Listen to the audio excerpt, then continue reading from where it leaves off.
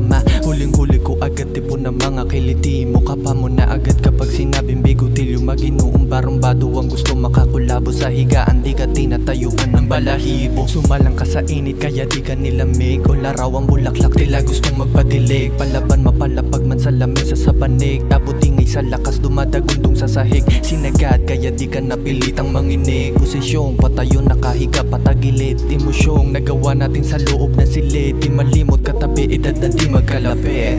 Tumitindi ang iyong pagkapit habang ako'y nakatingin sa iyong mga mata na parang ikay nang aakit. Sabihin mo lang sa'kin kung bibilisan ko pa hanggang paan natin mangalay at kamay ko gumagapang patungo dyan sa hitak mo hanggang sa ikay mapapaungol. Ang biyahe natin ay mabagal pero sa'kin ay mapapakapit ka. Kung masakit ay pwede ka umangal pero sandali na lang ako'y malapit na. Kahit saan tayo abutin, kusugat mo'y kumakati. Handa ko yung kamutin at tanda ko yung lamunin. Kahit tayo'y umagayin, sa'kin sika at panalo wala ka po problemahin, yeah. Mapapayosi pagkatapos dahil parehas tayong nakaraos. Ngunit parang ang boses mo ay napaus dahil sa kakasigaw habang kami may nakagapos.